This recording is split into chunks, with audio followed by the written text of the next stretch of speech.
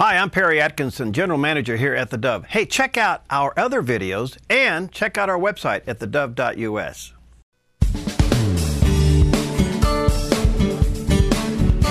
Welcome back.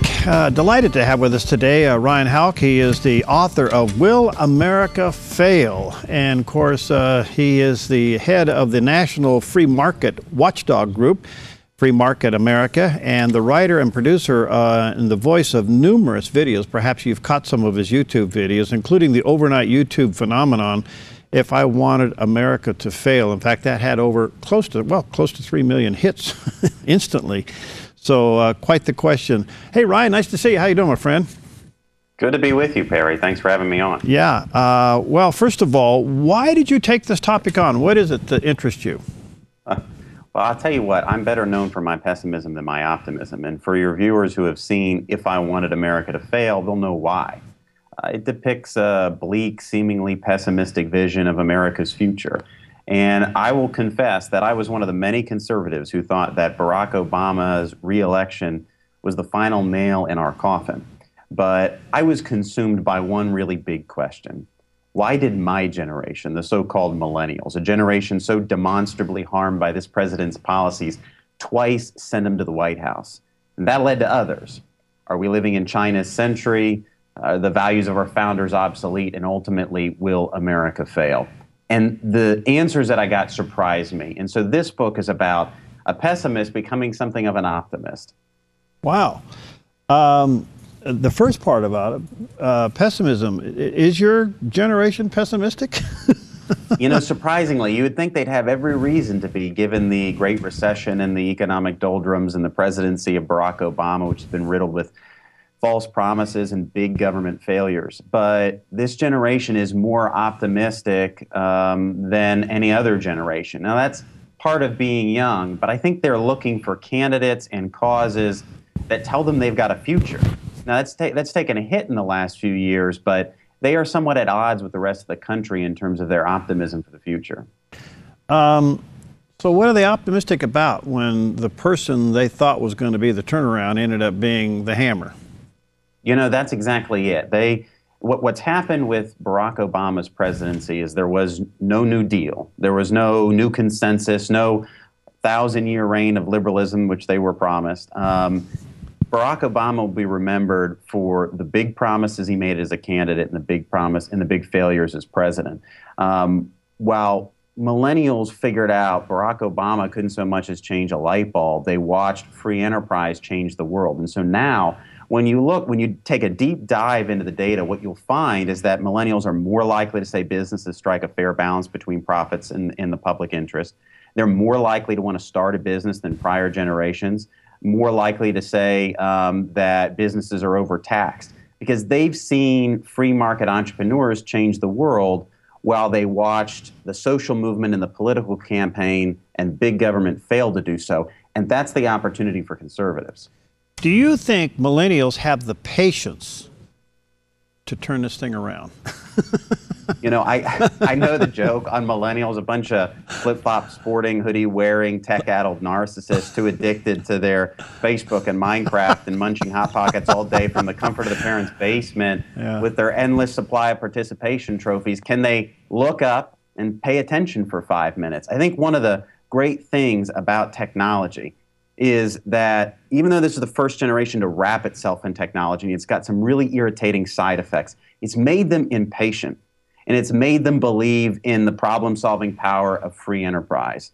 They've also used technology to open doors where government has slammed windows shut through regulation and bad laws and things like Obamacare and so forth.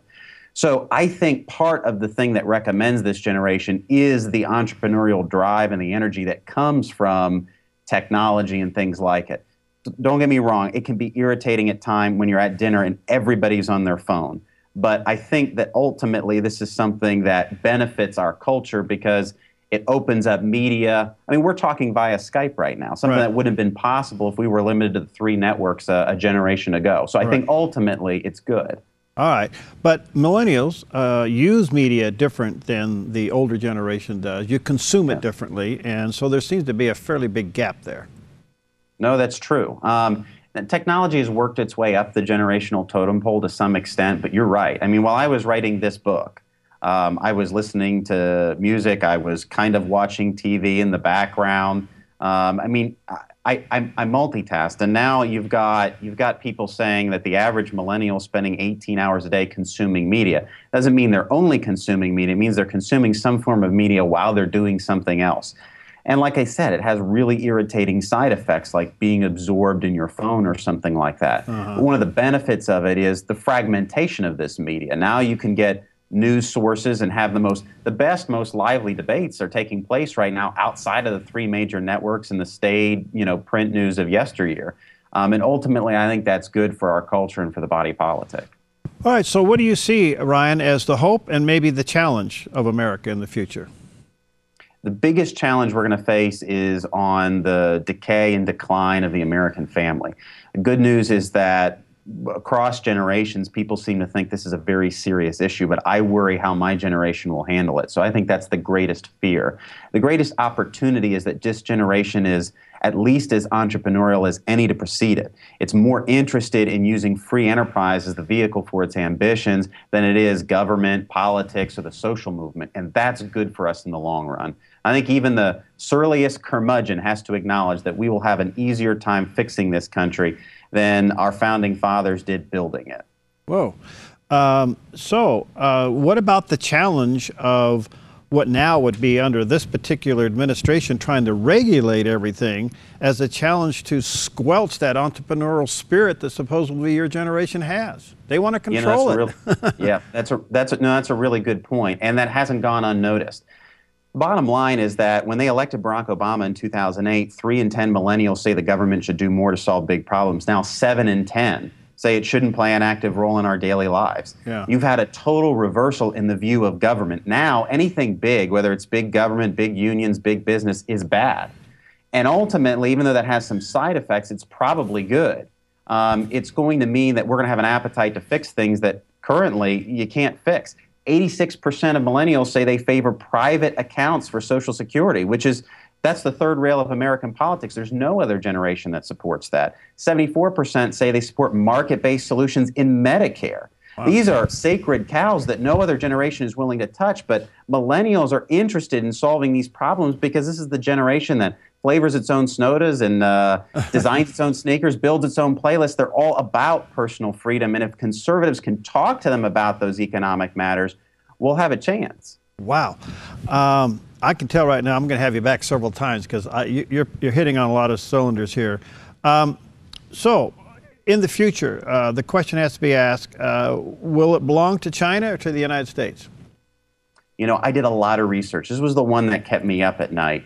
I think, and in the book, Will America Fail, goes into this in great detail, but I think China's biggest problem is also its most counterintuitive, and that's too few people. It's got a demographic crisis that will begin to manifest in the 2030s. And at the same time, China's been buying our debt. They've been growing their own. They now have as much privately backed debt, which is implicitly backed by the government, as we do nationally. And that's going to create a big problem for them down the road because it's going to show up in the form of slower growth.